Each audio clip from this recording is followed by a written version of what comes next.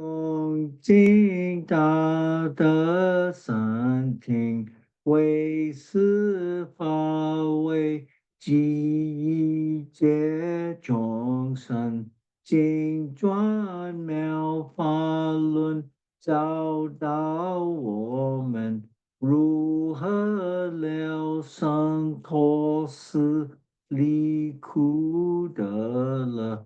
速战无声。Will the Sangha with great virtue, out of compassion, for the sake of this assembly and all living beings, please turn the wonderful Dharma wheel to teach us how to leave suffering and attain bliss and end birth and death and quickly realize non-birth. Namo tassa bhagavato arahato samma sambuddhassa. Homage to the blessed, noble, and perfectly enlightened one. Namo sadanto suchetoye alahati sanmyao sanputo 无上甚深微妙法，百千万劫难遭遇。我今见闻得受持，愿解如来真实义。Supreme and wondrous Dharma, subtle and profound, rarely is encountered, even in a billion eons. But now we see and hear it and accept it reverently. May we truly understand the Buddha's actual meaning.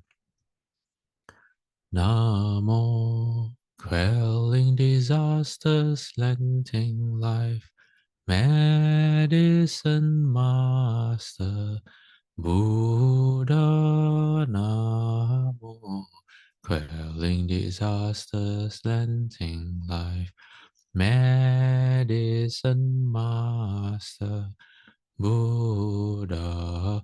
Namo, quelling disasters, lengthening life, Medicine Master Buddha. Namo, quelling disasters, lengthening life, Medicine Master Buddha. Namo, quelling disasters, lengthening life, Medicine Master Buddha. Namo, quelling disasters, lengthening life, Medicine Master Buddha. Namo, quelling disasters, lengthening life, Medicine Master Buddha. Medicine Master does come one. Medicine Master does come one. Medicine Master does come one. Medicine Master does come one. Buddhas, Bodhisattvas, Venerable Master, and all good knowing advisors, Amritopo, welcome back.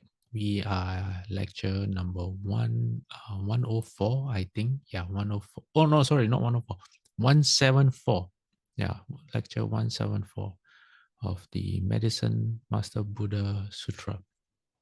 So right now, where we are, okay, in the since we have a few people, new people joining us, let me see, here.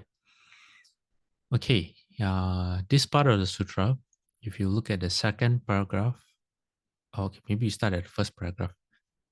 By playing musical instruments and singing praises, where do you do this? In the Buddha hall when you come to a monastery. And then we circumambulate clockwise around the Buddha's image. And then we should recall the merit and virtue of the Tathagata's past vows. Whose vows? Medicine Master Buddha. And then when we read and recite the sutra, we ponder its meaning, and then we lecture on and explain it, which is what we're doing right now. What happens when you can do all that? Well, you will obtain whatever you seek. Those who seek long life will attain longevity. Those who seek wealth will gain wealth. Those who seek an official position will obtain it. Official position here means, a combination of few things like fame, power or influence, um, uh, and how you say, status, which is fame. And those who seek a son or daughter will have one. Okay, now, because this is a Mahayana Sutra, we know that it's not that straightforward. So we will take the opportunity to look at long life. And we've been spending, I think, the last 3 lectures exploring the different causes that leads to long life. Basically, the Buddha said there's 5 things that people want. Can anyone remember what are the 5 things? You all know first one is long life. Okay. Can anyone remember?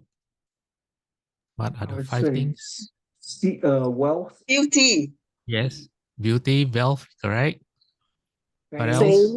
fame, Yes. Yes. health, And sorry, health. health. Yes. Okay. Very good. Okay. I'm not sure if all of you are correct, but it doesn't matter. If that's what you want, then that means it's correct, right? Okay. All right. Now, let me start with this. Okay, no. Let me start with what we're going to cover today. All right. Now, since we're talking about lifespan, I'm not sure if how many of you are aware the human lifespan actually starts at 84,000 years. When Maitreya Buddha comes in the future, the lifespan of humans at that time will be 84,000 years.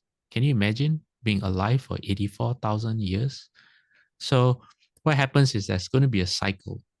And from 84,000 years, it gradually decreases to 10 years. And 10 years is where the worst of humankind is at play. You take any of the worst traits that a human can have, all those will be maximized when the lifespan is at 10 years old. And then from 10 years old, because it's at its lowest, it will increase again gradually up to 84,000 years.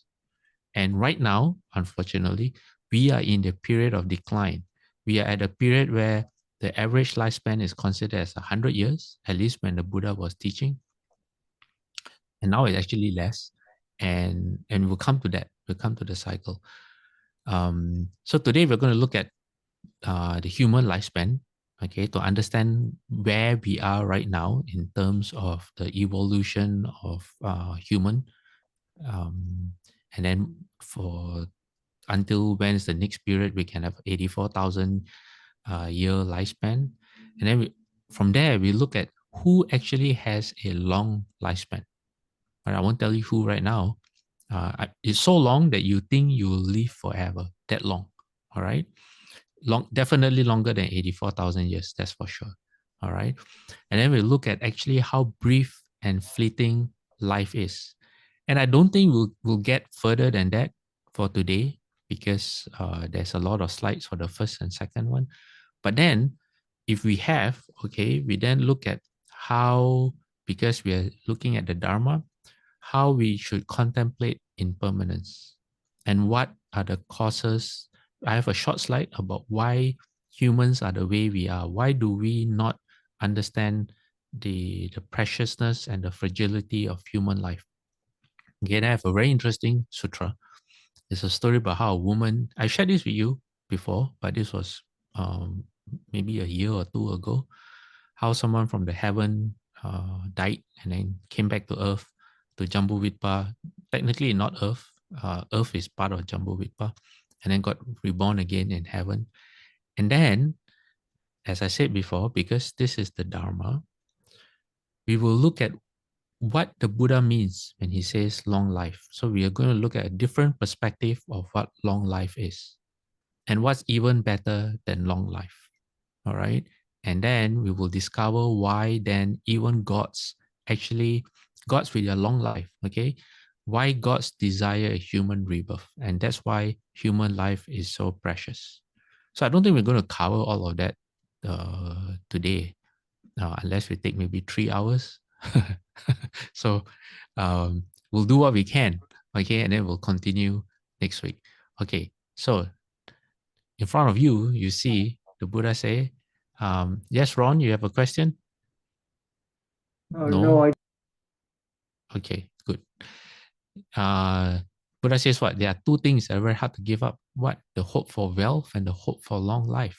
That's what everyone wants. So these two things are very hard to give up. So now we shall explore how we can understand the concept on long life to the point that we can easily give it up. All right. So this sutra is called the Chakravarti Sutta. It's known as the wheel turning monarch. It's a fairly long sutta, and I'm not sharing the whole thing with you, but it does explain how the human lifespan has evolved. So basically, if the Buddha, okay, Shakyamuni Buddha, if he had made the decision not to become the Buddha, he would have been a world-turning king, a world-turning monarch, or a Chakravarti emperor.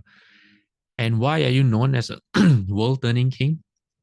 It's because your virtue, your compassion, your fairness, and your kindness in with regard to living beings is so great that whatever country you visit, they recognize your virtue and they submit to you willingly because they know that if you rule, if they are under your rule, their own country will prosper and it will be ruled in a very just and fair manner where everyone will be looked after. You have a lot of confidence in a king like that. So that's how. So this world turning king becomes a ruler of the world not through force, not through army, but through kindness and love. All right. Okay. So this king at that time, his name was Dalha Nemi. Okay. His dominion extended to all four sides. He achieved stability in the country and he possesses seven treasures.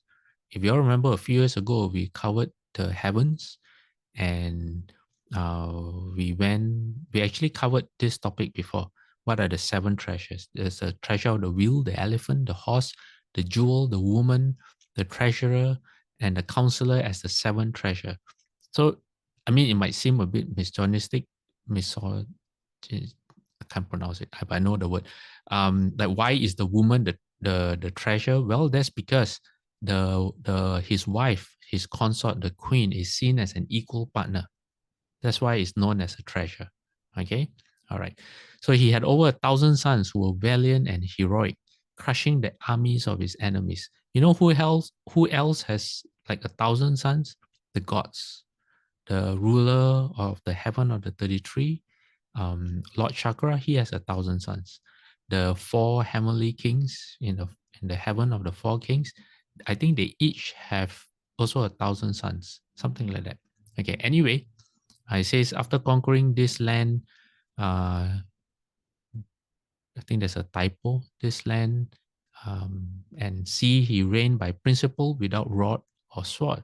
Okay, now at that time, I think their lifespan is 84,000 years, I believe. So then after many years, many hundred years, 1,000 years had passed, he told one of his government, his cabinet people, he said, so when you see the heavenly wheel treasure has receded back from his place, please tell me. And after 1,000 years, many thousand years had passed, that man actually saw the heavenly wheel treasure receded back from his place. This wheel treasure is like a, how you say, I can't remember exactly. I have to dig up my old slides. But it's kind of like a spaceship, you can ride on it. Yeah. And then, so to the king, this meant that it is time for him to practice. It is a sign that he would become a monk. So he called his crown prince, his eldest son. He said, "Dear prince, my heavenly wheel treasure has receded back from its place.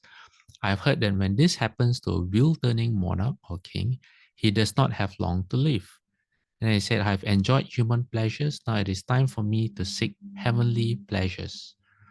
He said, "Come, dear prince, rule this land surrounded by ocean. I shall shave off my hair and beard dress in ochre robes, and go forth from the lay life to homelessness.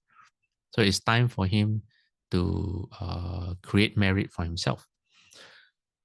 And then to the new king, the sage says to him, it says, don't be unhappy at the vanishing of the real treasure. Why? Because he's inheriting his father's throne, but minus the real treasure.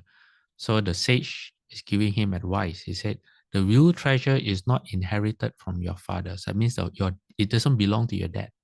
Your dad can use it when he's the wheel turning king, but now he has gone away, and it is not it is not the property of your father to give to you. Okay? So what he says is this. He says, implement the noble duties of a wheel-turning king. If you do so, it is possible that on the 15th day Sabbath, that means Choyat Sabm, okay? The 1st and the 15th. Having bathed your head and gone upstairs in the royal longhouse to observe the Sabbath. Is that how you pronounce it? Sabbath, right? Is it? I've never noticed how I pronounce. Is it Sabbath? Anyone know? It's Sabbath. Sabbath. Sabbath. All right, thank you, Sabbath. Alec and Ron. Okay, thank you. Swiling. Okay, it says with 1,000 spokes, we rim and hub complete in every detail. Okay, so in other words, you perform your duties properly, and the wheel shall come to you. All right. So the prince said, "What are the noble duties of a wheel turning king?"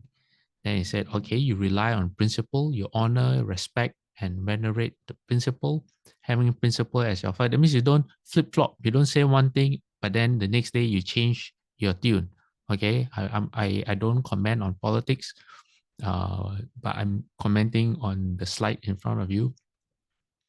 Say, provide just protection and security for your court, your troops, aristocrats, that means people who help you govern the land, vassals, Brahmins and householders, people of town and country, ascetics and Brahmins, beasts and birds. So even animals are to be treated fairly. Do not let injustice prevail in the realm.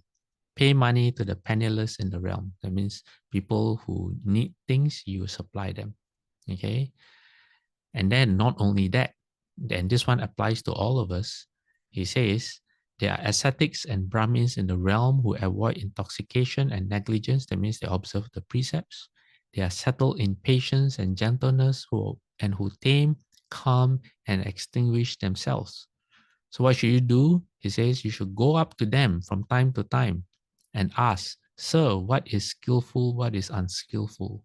What is blameworthy, what is blameless? What should be cultivated, what should not be cultivated? Doing what would lead to my lasting harm and suffering, and doing what would lead to my lasting welfare and happiness. So in other words, be humble. Don't think you know everything. Okay? Be open to getting advice from people you should take advice from. Okay, now let me see. So indeed, after he did that on a 15th day, the real treasure appeared to him. Okay, and then he is a validation that he is doing the duties of a wheel turning king. So now, from the former king to the prince, this story then repeats itself 8 times, which I'm not going to repeat. Okay, meaning this new king also had a period where his real treasure receded. Then he passed the throne to his crown prince, who then implemented, who became a good king, and then the real treasure came back. So it happened 8 times. All right. Now we fast forward. All right, because it's going to be very boring repeating it. So we fast forward to the period of the 8th king. Now this 8th king is slightly different. Okay. Says then the ministers and counselors, the treasury officials, etc., the entire government said to the king, when governed according to your own ideas, the nations do not prosper like before, as they did when former kings implemented the noble duties of a wheel-turning monarch. Why are they telling him this? Well, because he thought this particular king, number 8, thought he was smarter than everyone. So instead of governing according to how his father, grandfather, great-grandfather had governed, and the advice that was given, he had his own ideas. Okay. So his advisors are telling him, okay, you are surrounded by people who can advise you and people who remember the noble duties of a wheel-turning king. So he said, please, your majesty, ask us about the noble duties and we will answer you. That means, please seek advice. Okay. So as a result of this king thinking he knows better and neglecting his duties, because at the end, he still didn't ask for advice. What happened in the land? Because he neglected to, to take care of poor people, poverty grew. So people started to not have enough. And when people weren't taken care of, they started to steal. And when people started to steal, well, they were arrested for breaking the law. So one of them was brought before the king, and the king, this king number 8, said to the stealer, he said, "Is it really true that you stole from others with the intention to commit theft?" Because at that time, this was very rare. Uh, uh, because the human lifespan at that time, I think 84,000 years, and people were not, their characters were not like people nowadays. You know, their characters were very different, very pure. So he asked question and he says, the person, oh, because I can't survive. If I don't steal, I can't survive. So the king gave him money and he said, with this money, keep yourself alive, take care of your family, your parents, your children, then try to work for a living, and then establish an uplifting religious donation for ascetics and Brahmin that's conducive to happiness, ripens in happiness, and leads to heaven. So this king is not really a bad king. It's just that he's not doing what he should be doing. Okay, it doesn't mean he's on purpose, but it's just that he has some bad habits. Okay, so now what happened is that as other people were arrested for stealing, word got around that if you steal and you got arrested, don't worry. Why? Because the king is going to give you money, so it's like a reward. You get rewarded for stealing instead of punishment.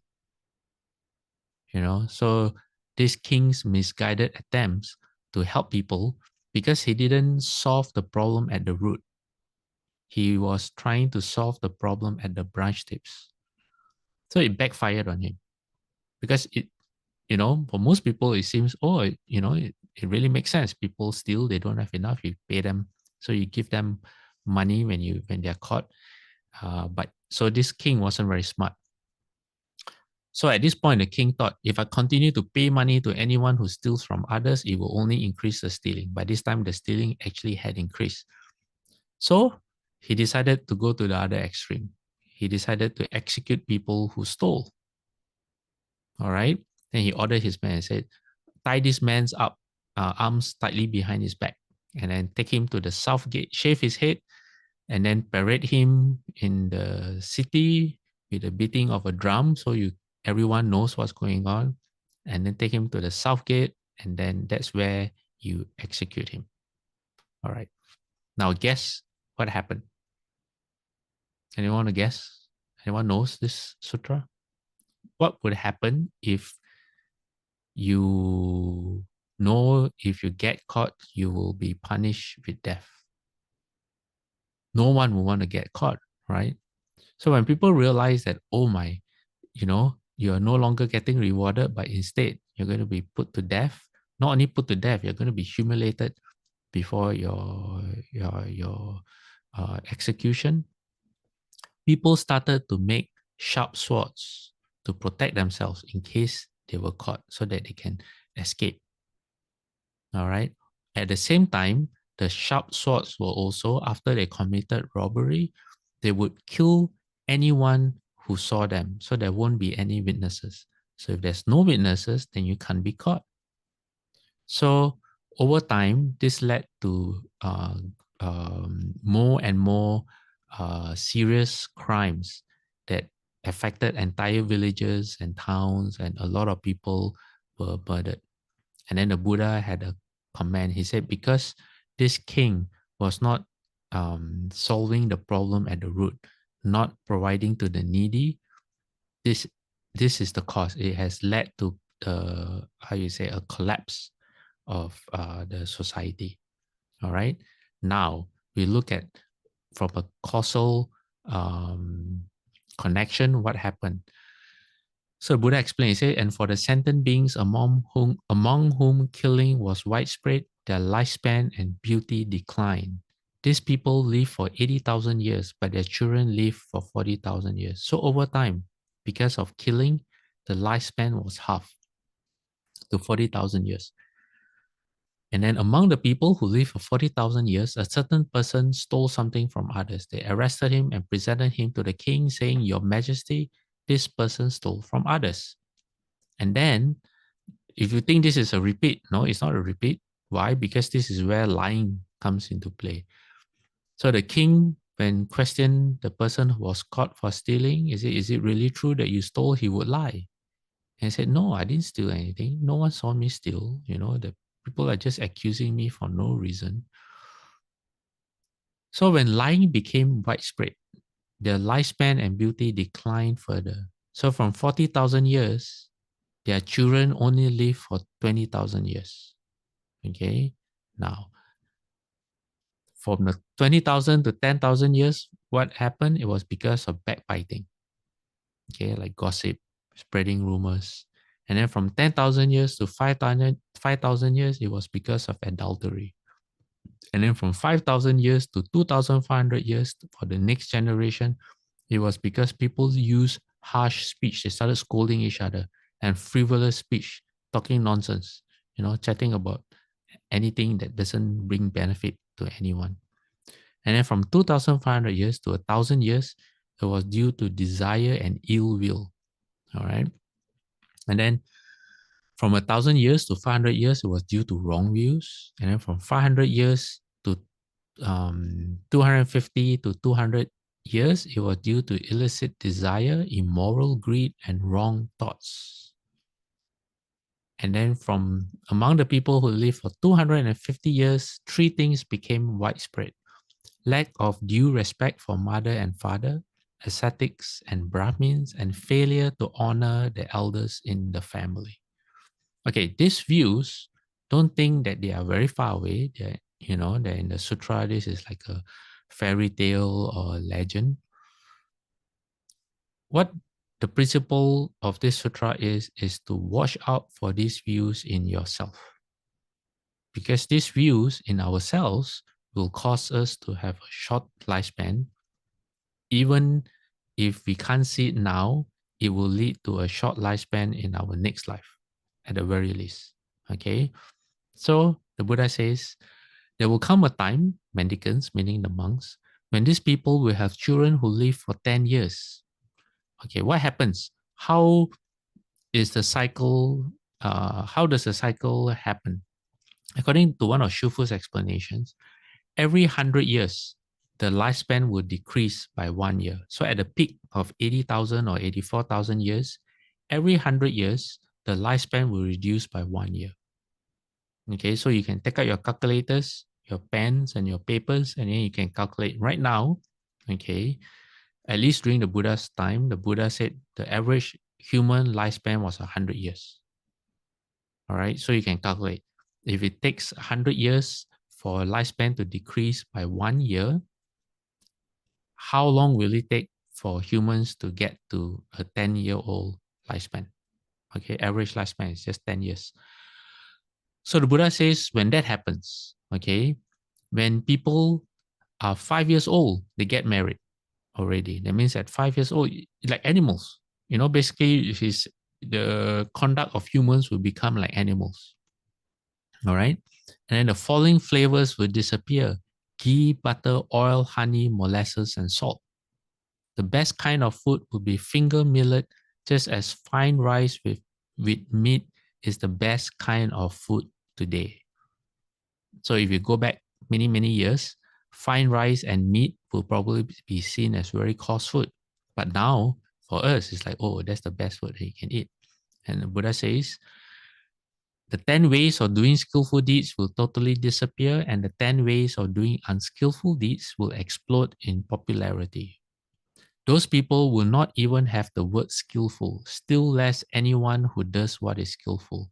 And anyone who disrespects mother and father, ascetics and Brahmins, and fails to honor the elders in the family will be venerated and praised. Everything is upside down. So just as the opposite is venerated and praised today. So if anyone follows politics, you can actually see this happening in real time. It's like you don't have to wait until your lifespan is 10 years old to see um, how quickly things can change. All right. Buddha says there will be no recognition of the status of mother, aunts, or wives and partners of teachers and respected people, just like animals. The world will become promiscuous like goats and sheep, chickens and pigs and dogs and jackals. They will be full of hostility towards each other with acute ill will, malevolence, and thoughts of murder. Even the mother will feel like this for her child, and the child for its mother, father for child, child for father, brother for sister, and sister for brother. They'll be just like a deer hunter when he sees a deer, full of hostility, ill will, malevolence, and thoughts of killing. All right, no compassion, zero compassion, zero recognition that the other party is a living human being or a living entity. Zero. Okay. Among the people who live for 10 years, there will be an what word is that? Um, Basically a war of swords lasting 7 days. During that time, they will see each other as beasts. Sharp swords will appear in their hands with which they will take each other's lives, crying, "It's a beast, it's a beast." Shifu said that at that time, even a blade of grass can become a instrument of death. Yeah. But then some of those beings will think, let us neither be perpetrators nor victims. Why don't we hide in thick grass, thick jungle, thick trees, inaccessible riverlands or rugged mountains and survive on forest roots and fruits? So that's what they do. So in other words, they are a group of people who do not subscribe to what's going on. Okay, thank God, because if not, then the human race will be wiped out. So what do? They go and hide. And when 7 days have passed, this 7 days, a great war, they emerge from their hiding places and then they're very happy because why they survive? They didn't have to endure that apple, but I know the word, I can't pronounce it. What's wrong with me? I can't pronounce words today. Apocalyptic, uh, Apocalypse. apocalypse, apocalyptic. Yes, apocalyptic. Yeah.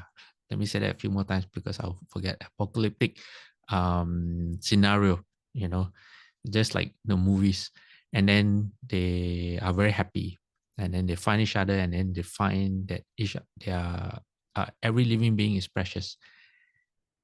And they are smart enough to think is because we undertook unskillful things or unskillful behavior that we suffered such an extensive loss of our relatives. So it's like mankind building themselves up after the apocalypse. Oh, I managed to say it right, apocalypse. We better do what is skillful. And what skillful thing should we do? Why don't we refrain from killing living creatures? Having undertaken this skillful thing, we'll live by it. And that's what they do. And guess what happens? Their lifespan and beauty will grow. These people who live for 10 years will have children who live for 20 years. All right. And then gradually, 20 years will become 40 years. 40 years will become 80 years. Then 160 years, 320 years, etc., etc. And then they will become 80,000 years. And then what happens when 80,000 years? You get married after 500 years. That's what the Buddha says. Okay. Now, then the Buddha says, among the people who live for 80,000 years, there will be just 3 afflictions: greed, starvation, and old age. India will be successful and prosperous. The villages, towns, and capital cities will be no more than a chicken's flight apart. So that means very easy to walk around. and the land will be as crowded as hell, just full of, okay, I'm just reading the text, okay? Just full of people like a thicket of rushes or reeds. The royal capital will be our Benares, but renamed Katumati. I think during Maitreya Buddha's time, he will be born in somewhere near Katumati or at Katumati. And it will be successful, prosperous, populous, full of people with plenty of food. There will be 84,000 cities in India with the royal capital of Katumati foremost. And then he says, in the royal capital of Katumati, a king named Sanka will arise, a wheel-turning monarch. Oh, then maybe this is not not to do with Maitreya. Oh yeah, it has. It has. Okay, hold on. I remember now. Okay, and then he says, this Sanka will be a wheel-turning king. Okay, has 7 treasures, and then he will have 1,000 sons or more than 1,000 sons. And let me see. Okay, and the blessed one named Mateya or Maitreya will arise in the world, perfected, a fully awakened Buddha, accomplished in knowledge, etc., etc. Teacher of gods and humans. He said just like himself, just like Shakyamuni Buddha. And then he said, Maitreya Buddha will realize with his own insight this world with its gods, maras, and brahmas, this population with its ascetics and brahmins, gods and humans, and make it known to others just as I do today. And what will he do then? He will teach the Dharma that's good in the beginning, good in the middle, and good in the end. All right. Now let's fast forward because we've gone through the long life, we already covered how the human lifespan will decrease and increase. And then let me see. So then King Sanka will build this sacrificial post that had been built by King Mahapananda. Don't ask me the details of this. I'm not really sure. And then, but he stays there, and then he will give it away to ascetics and Brahmins, to travelers and beggars. And then he will shave his hair and beard, and he will go forth. He'll become a monk under Maitreya Buddha. And then after going forth, let me see.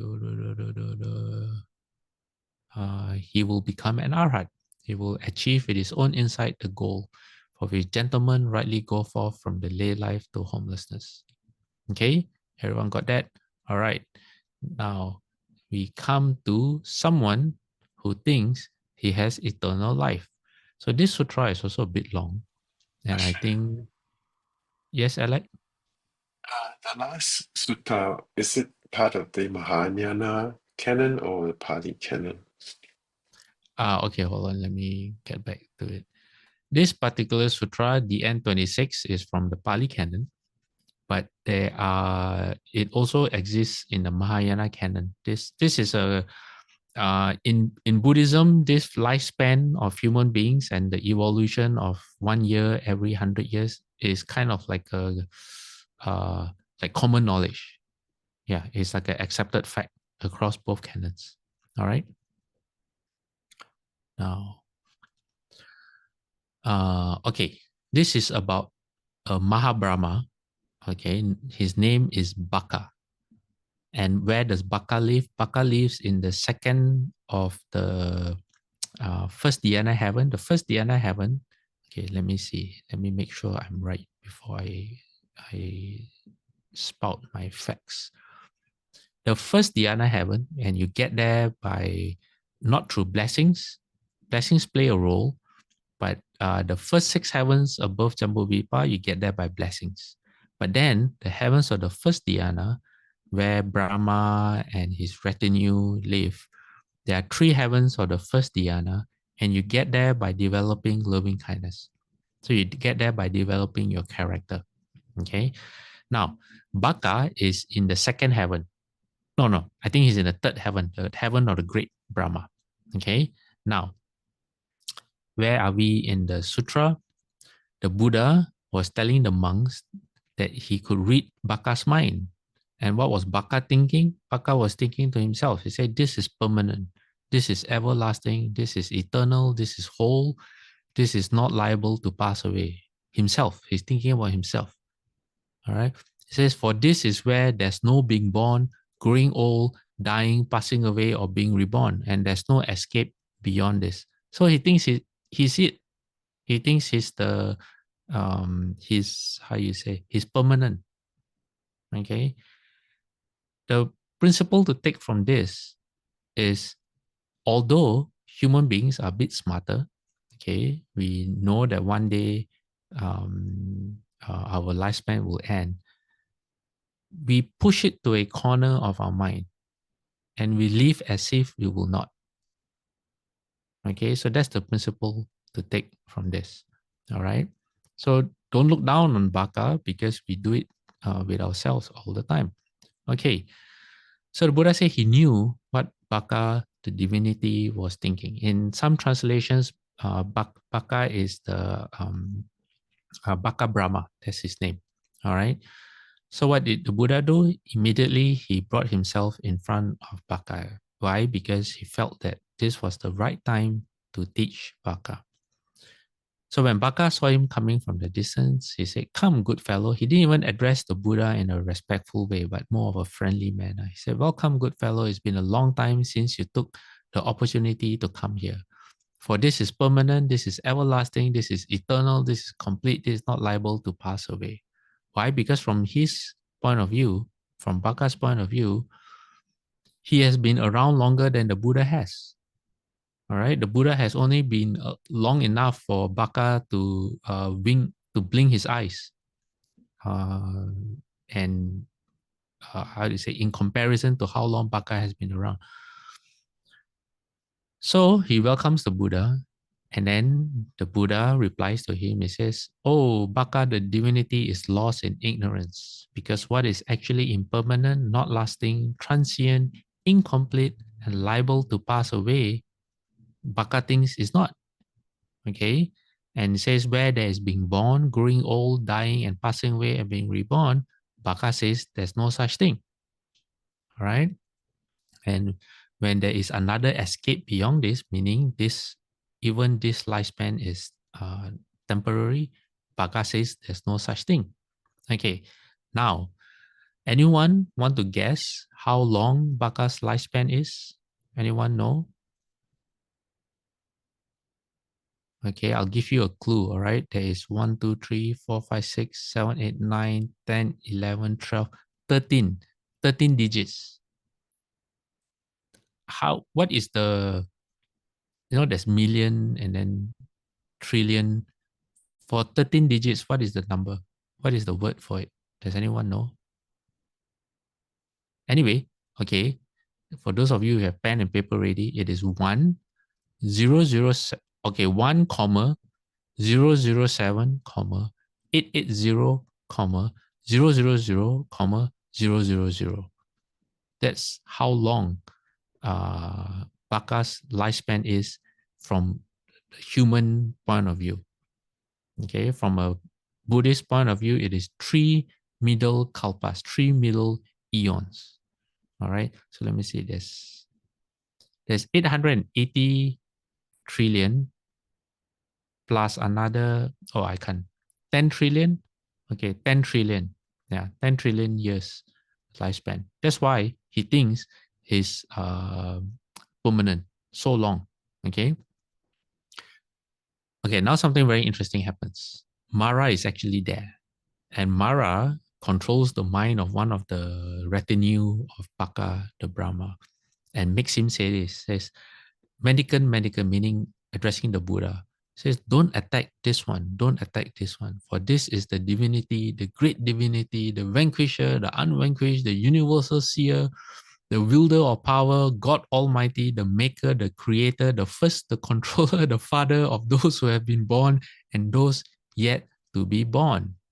And then he says, there have been ascetics and Brahmins before you, mendicant, who criticize and loathe earth, water, fire, air, creatures, gods, the progenitor, and the divinity.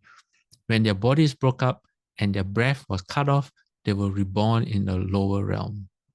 Does that sound familiar? What Mara is saying is, this is God. And if you don't accept and believe in God, you are going to fall into the hells. That's exactly what Mara is saying. Okay. Now, the word here, progenitor, is actually refers to one particular person. His name is Pajapati. He's a deva or god, and in the heaven, one of the gods in the heaven of the 33. I think, if I'm not mistaken, in Hindu mythology, the world was created from his body, from Pajapati's body. Okay. Anyway, what Mara is saying is telling the Buddha, you are in front of the supreme God, the creator of all. Okay. And if you don't accept him as your God, you will fall into hell. All right. That's what Mara is saying. And Mara says, there have been ascetics and Brahmins before you, mendicant, who praise and approve earth, water, fire, air, creatures, gods, the progenitor, and the divinity. And then these people, when they died, they were born in a higher realm. So you believe in God, you get born in the heavens. Okay. So he's telling the Buddha, but he's very rude to the Buddha. He just addresses the Buddha as a monk. He says, I tell you this, good fellow, do exactly what the God says, okay? Do exactly what God says. Don't go beyond the word of God. Don't disobey God. And if you do, then you end up like a person when approached by Lady Luck would ward her off with a staff. That means when good luck comes, you deny good luck. Or who, as you're falling off a cliff, would lose grip of the ground with their hands and feet. That means to your own doom. Please, dear sir, don't go beyond the word of the divinity. That means accept the word of God. All right. Then he points to everyone, all of Baka retinue. Because Baka is a Maha Brahma, that means he's a great Brahma, and he would have a retinue for all the lesser Brahma gods around him. So he said, do you not see the assembly of the divinity gathered here? Meaning proof that all these people, all these other Brahma gods take him as God. So that's his proof, his evidence. Then what the Buddha says is the Buddha calls out Mara. He says, I know you, wicked one. Do not think he does not know me. You are Mara the wicked. And the divinity, meaning Baka and the entire assembly, all have fallen into your hands. They're under your sway. Because why? They don't know any better. They're still ignorant. And so Mara has made the mistake of thinking even the Buddha is under his influence, but he's not. Okay. So in some sutras, they say that when you get to the heaven or the first dhyana, you are free of Mara's influence. I think when you are, and then some sutras say no. Okay, there's some debate. I think what happens is if you maintain your samadhi and you are abiding in the first dhyana, because your mind is pure at that state, then Mara cannot get to you. Okay, but if you're not in samadhi, then it's free for all for Mara. Okay, anyway, then now Baka talks to the Buddha. He says, good fellow. So instead of addressing him as the Buddha, he says, good fellow. What I say is permanent, everlasting, eternal, complete, and not liable to pass away. Is in fact permanent. That means he says, what I say is true. Okay. And when I say there is no being born, growing old, dying, passing away, or being reborn, there is in fact no being born, no growing old. And then he says, so he doubles down on his claims. Okay, because you can't blame Baka, because as far as Baka is concerned, his perception of life is like that. That's how he perceives life because of his tremendously long lifespan. And then his proof to the Buddha, he says there have been ascetics and Brahmins in the world before you. Why? Because Brahma, Baka, the Brahma has been around for a long, long time. Okay, he's seen many, many human beings come and go. Even if your lifespan was 84,000 years, his lifespan is 10 trillion years. You know, he's seen worlds come and go. All right, and not just one world. Okay, as Mahabrahma, let me see, the Buddha has 1,000,000 or 10 million worlds under him, and there are about 1,000 Mahabrahmas under each Buddha. So, and Baka is just one of them, and which is why in the sutra sometimes when they talk about the Mahabrahma, not all the time it is the same person. Like when Shakyamuni Buddha became the Buddha, and the Mahabrahma being who requested for the Dharma, that was a different Mahabrahma. His name was Sahampati. So anyway, because under one Buddha there is about, I think, 10 million or a million world systems. For every 1,000 world system, there is one Mahabrahma. Okay, so he looks down, and what he can see is so many world systems, and in every world system, so many human beings come and go, come and go, come and go. So many monks and mendicants and ascetics and Brahmins come and go, come and go, come and go. So he tells the Buddha, he says, before you, there are so many, okay, and they've done all kinds of things. So deeds of fervent mortification lasted as long as your entire life, all right? And then it says, when there was another escape beyond this, they knew it. And when there was no other escape beyond this, they knew it as well. So in other words, he says he's seen it all. So he says, so mendicant, I tell you this, you will never find another escape beyond this, and you will eventually get weary and frustrated. If you attach to earth, you will lie close to me in my domain, subject to my will, and expendable. Okay, expendable here is very interesting. It means that if he wants to punish you, he can. All right, expendable. I mean, you are at his whims and fancies, just like God. You know, God, you are at at the mercy of God. So if you attach to water, fire, air, creatures, gods, the progeny, the divinity, that means himself, you will lie close to me in my domain, subject to my will and expendable. So that's what he's telling the Buddha. Now, the Buddha counters. The Buddha says, he knows. He says, I too know that if I attach to earth, I will lie close to you, to water, to creatures, to gods. I will lie close to you. Why? Okay, what Baka is, how you say, Baka's principle is this: attachment, not non-attachment. Okay, but through attachment, you do good deeds, you will be reborn together with him. All right, that's what Baka wants for all living beings, even for the Buddha. But the Buddha comes from a totally different perspective. The Buddha is about non-attachment. So the Buddha says, yes, I know what you are preaching. I know that if I do good, I know that if I follow your instructions, and I don't deny the, how you say, I keep on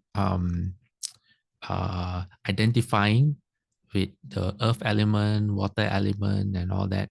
That means not denying reality, although it's a false reality. It's a reality rooted in samsara. The Buddha says, yes, then I know I will be reborn in your heaven.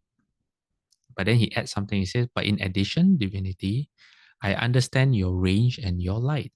That's how powerful is Baka divinity, how illustrious and mighty. So in other words, the Buddha says, I know your limits. Okay. Now, Baka says, but in what way do you understand my range and my light? Gotama, we 72 merit makers are now wielders of power, having passed beyond rebirth and old age. This is our last rebirth as the divinity or knowledge master, and now many people pray to us. Okay. Then the Buddha replies, he says, but Baka, the lifespan here is short, not long. Though you think it is long, I know your lifespan is 2 quinquadecillion years. Anyway, then Baka tells the Buddha, he says, I am the one of infinite vision who has gone beyond rebirth and old age and sorrow. So he keeps on doubling down, because why? That's his reality. He says, what precepts and observances did I practice in the past? Explain to me so that I may understand. So is this sentence or question that he's asking the Buddha is a bit ironic, because he starts off by claiming that he is one of infinite vision, all right? He's gone beyond rebirth, old age, and sorrow. But yet, he's asking the Buddha, what has he done before to deserve this? Okay, which is, doesn't make sense, because if he's one of infinite vision, he should know himself, right? So the Buddha replies, he says, you gave drink to many people who were oppressed by thirst and heat. This I covered in detail in that lecture, I think 1 or 2 years ago. It says, when people at Deer River bank were seized, you released the captives as they were led away. When a boat on the Ganges rivers was seized by a fierce dragon desiring human flesh, you freed it, building mighty force. Because in many of his past lives, he was a rishi, like a Taoist master, someone who had great spiritual powers. And then the Buddha said, I used to be your servant named Kappa. And then at that time, you thought Kappa was very intelligent and loyal. So the Buddha said, these are the precepts and observances you practiced in the past. And the Buddha can remember all of it like a dream. He said, like one who has awakened from sleep. Then the Buddha gives a verse. He says, as far as moon and sun revolve, protecting and illuminating in each direction, over 1,000 such worlds do you wield power. Okay, so the Buddha's world system has, I think, 1,000,000 world systems. The Buddha's world has 1,000,000 world systems. You can find this in the Avatamsaka Sutra. And this Baka, the Brahma, great Brahma, overlooks 1,000 world systems. And there the various beings, those who are subject to passion and those free from passion, the various stages of beings and their comings and goings. That's how I understand your range and light. Okay, the Buddha, and then the Buddha says, but there are 3 other realms that you don't know or see, but which I know and see. There's the realm named after the gods of streaming radiance. This is known as the Abhasara heaven. And this heaven is known as the heaven of the second dhyana. And the Buddha said, you used to be a god from there. You pass away from there and you were reborn here. But you've stayed here so long, you've forgotten about it, to the point where now it's beyond your ability to even see or reach. But the Buddha says, but I know. Not only I know your past life from there. So the Buddha says, so divinity, I'm not your equal in knowledge, let alone your inferior. Rather, I know more than you. Okay, the Buddha knows more about him than he knows about himself. Than Baka knows about himself. Then the Buddha goes further. He says there's a realm known after the gods of universal beauty. What heaven is this? This is the third dhyana heaven. Okay, I'm not sure. There are 3 heavens in the third dhyana heaven. I'm not sure which one universal beauty refers to, because the translation sometimes is very different. Anyway, he says there's this third one, and it says, let me see, since directly knowing earth as earth, and since directly knowing that which does not fall within the scope of experience characterized by earth, I have not become earth. Oh wait, sorry. I missed out the second line. After he talked about the gods of the universal beauty, then there's also the gods of abundant fruit.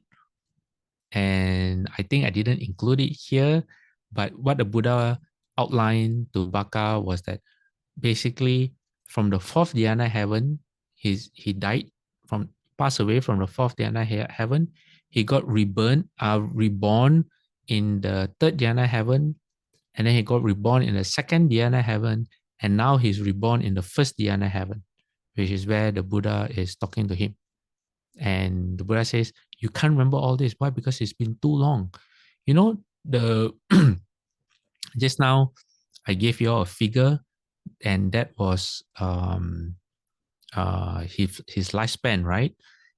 If you times it by 10, that was his previous lifespan. And then if you times it by 8, that was his other lifespan.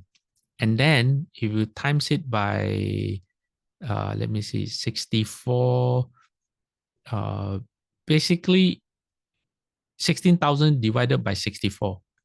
Okay, so when he was in the third dhyana heaven, his lifespan was 64 great kalpas. But when he was in the fourth dhyana heaven, his lifespan was actually 16,000 great kalpas. So passing away, his lifespan from 16,000 great kalpas became 64 great kalpas, became 8 great kalpas, and then now only became 3 middle kalpas. And he still thinks he lives forever. All right, that's what the Buddha is trying to tell him.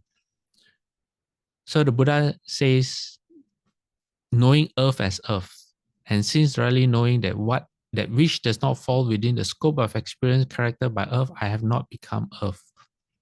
I have not become earth. I have not become in earth. I have not become as earth. I have not become one who thinks earth is mine. I have not affirmed earth. In other words, the Buddha is saying, the Buddha knows earth for what it is. All right, which is more than what Baka knows. And then the Buddha gives the same formula for fire, air, creatures, everything that Baka told him just now. The Buddha says he knows it all. And then Buddha again repeats, I'm not your equal in knowledge, let alone your inferior. I know more than you. Okay, now we move to, okay, after the Buddha tells him all this. Wait, let me go back one slide, sorry. Okay, sorry. Yeah. After the Buddha tells him all this, then Baka is now trying to save face. Baka says, well, good fellow, if you have directly known that which does not fall within the scope of experience characterized by all, may that not be vicious and hollow for you. Consciousness where no form appears, infinite, luminous, all around. This is what does not fall within the scope of experience, etc., etc., etc. What Baka is trying to say here is that, oh, I know what you mean. That's what Baka is saying. All right, despite the Buddha's all-encompassing statement. Baka says, oh, I know what you mean. What you are saying is the state of infinite consciousness. What is the state of infinite consciousness? You have the 4 dhyanas, right? The first, second, third, fourth dhyana when we meditate. And then you have the 4 higher attainments. Some people call it the 8 dhyanas. Some people call it the formless attainments. And the state of infinite consciousness is, I think, number 5. Yeah, number 5. And when the Buddha, as the prince, when he left the palace, he met 2 teachers. When he met the first teacher, the teacher taught him how to attain if you count the 4 dhyanas, the teacher taught him to attain number 7, second highest form of concentration. And then the second teacher taught him to attain number 8, which is the highest form of concentration. And then here Baka thinks that the Buddha means number 5. Okay, now, and then after saying that, he challenges the Buddha. He said, well, now, good fellow, I will vanish from you. That means he wants to disappear from the Buddha. He doesn't want to lose face.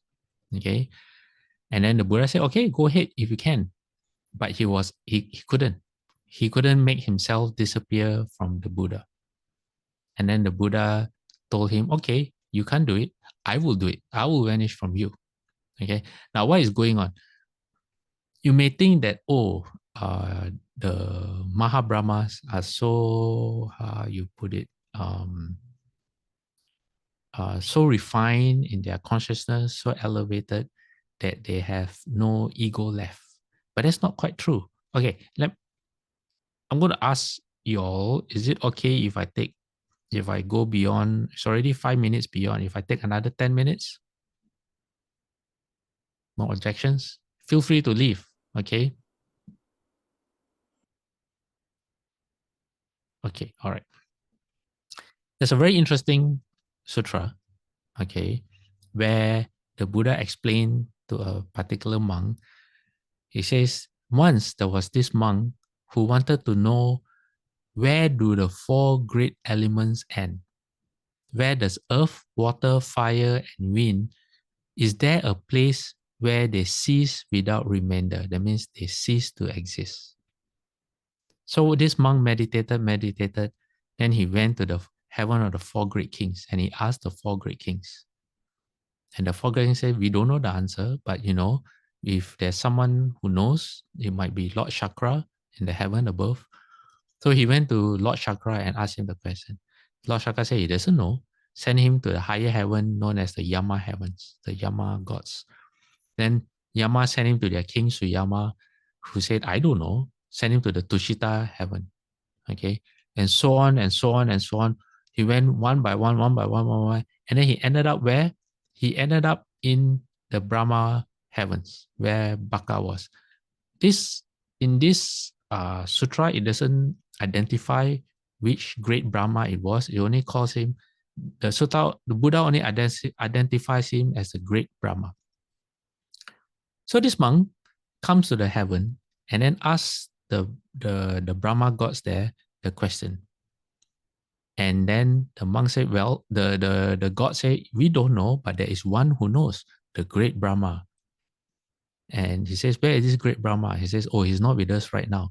But when he appears, you will know. How will he know? A great light will appear. So sure enough, a great light appeared. And the monk asked him the question. He says, where, friend, do the four great elements, earth, water, fire, and wind, cease without remainder? Okay, so he's asking the great Brahma in front of the great Brahma's retinue, all the Brahma gods. And you know what great Brahma answered him? He said, I am the great Brahma, the supreme, the mighty, the all-seeing, the ruler, the Lord of all, the controller, the creator, the chief of all, appointing each to his place, the ancient of days, the father of all that is to be. That was his answer. Then the monk said, I did not ask you, as to whether you were indeed all that you now say. All I did was to ask you, where do the four great elements cease without remainder? And then again, great Brahma gave him the exact same answer, which wasn't an answer, just a statement of who he was, all his titles, And then the monk had to ask great Brahma a third time. Okay, and then when he asked great Brahma a third time, guess what happened? The great Brahma took the monk by the arm, led him aside. Okay, so you can picture in your minds. Okay, great Brahma taking the monk gently by the arm, leading him aside, meaning out of sight of all the other gods, all the other Brahma gods. Then he confided in the monk. He said, these devas of my retinue believe there is nothing I cannot see. There is nothing I have not understood. They believe that there is nothing I have not realized. Therefore, I gave no answer in their presence. Then he says, I do not know the answer to your question. And he says, but you, then he scolded the monk. He said, but you have acted wrongly. Why? Because if there is one who knows, it is your teacher who knows, the great Buddha. You should have asked the Buddha instead of going through the heavens, asking all of us the answer that your teacher knows. So he sent him back to the Buddha. So Brahma gods also have egos to protect. Okay, now coming back to our sutra, then the Buddha, who said that he will vanish, the Buddha explained he used his psychic power so that his voice would extend, so that the whole Brahma heaven, everyone in the Brahma heaven could hear him, but they could not see the Buddha. And when he did that, he recited the verse, seeing the danger in continued existence, that life in any existence will cease to be. I didn't affirm any kind of existence and didn't grasp I cannot pronounce today. Didn't grasp at relishing. Okay, anyway. Then Baka, his assembly, his entire revenue, the minds full of wonder and amazement. Say, oh, they've never seen someone with power like that before, such psychic power. And although everyone enjoys continued existence, living it so much, the Buddha is beyond. He has extracted it, root and all. Okay. And then at this point, Mara, again, being Mara, says possess. a member of the one of the retinue, and then he tells the Buddha, he says, if such is your understanding, good fellow, do not present it to your disciples or those gone forth. Do not teach this Dharma to your disciples or those gone forth. Do not wish this for them. And then he says, there have been ascetics and Brahmins before you, mendicant, who claim to be perfected ones, fully awakened Buddha. So he says, you're not the only one.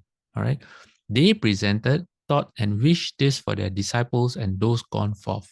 When their bodies broke up and their breath was cut off, they were reborn in a lower realm. So in other words, the Mara is accusing the Buddha of teaching theory, okay, teaching a false doctrine that leads people to their ruin.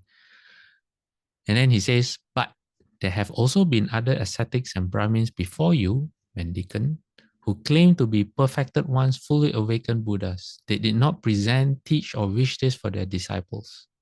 When their bodies broke up and their breath was cut off, they were reborn in a higher realm. So it says, your teaching is wrong. It's telling the Buddha, please don't lead your people astray. It's trying to influence the Buddha again. Again, the Buddha calls out Mara for who he is. Okay. And then Buddha says, those who formerly claimed to be fully awakened Buddhas were not, in fact, fully awakened Buddhas. Why? Because on the road to Buddhahood, as if you read the Shurangama Sutra, there are many occasions as your fabric of reality breaks down because your skandha changes. There are many people who think that they have become enlightened. Okay, so the Buddha says, but those people are mistaken, but not himself.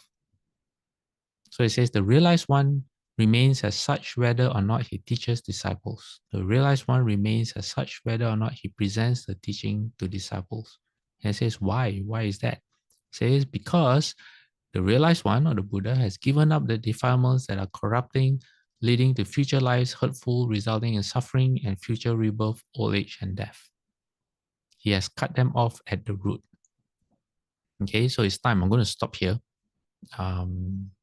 And so now, okay, we have looked at evolution of human lifespan, and then we've looked at someone whose lifespan is so long that despite their accomplishments and despite their understanding and knowledge, yet it is, how you say, it is still temporary. It is still impermanent. Okay, and it just leads to further ignorance. Okay, all right. Now, do we have any questions?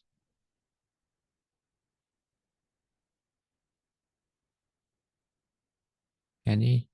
I was a bit ambitious, thinking I could tie it all in and have it make a lot more sense, but that will have to have to wait for next week for that to happen. Okay. Now let us dedicate merit. Oh, dedication of merit. I think this week we are doing the other one, right? Is that right? Are we doing this one? Yes. Okay, thanks, Peggy. Okay, I'm going to put my palms together. Through the goodness that arises from my practice, may my spiritual teachers and guides of great virtue, my mother, my father, and my relatives, the sun and the moon, and all virtuous leaders of the world, may the highest gods and evil forces, celestial beings, guardian spirits of the earth, and the Lord of death, may those who are friendly, indifferent, or hostile, may all beings receive the blessings of my life. May they soon attain the threefold bliss and realize the deathless, through the goodness that arises from my practice, and through this act of sharing, may all desires and attachments quickly cease and all harmful states of mind. Until I realize Nibbana, in every kind of birth, may I have an upright mind with mindfulness and wisdom, austerity and vigor. May the forces of delusion not take hold nor weaken my resolve. The Buddha is my excellent refuge. Unsurpassed is the protection of the Dharma. The solitary Buddha is my noble Lord. The Sangha is my supreme support. To the supreme power of all this, may darkness and delusion be dispelled. Okay, now let us make 3 bows to the Buddha. Okay, first bow, second bow, third bow,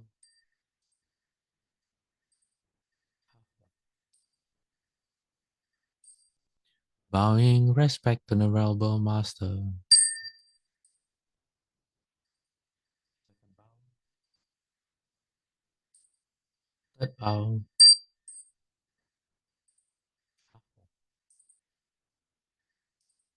Okay, Amitabha everyone. We'll see you all next week.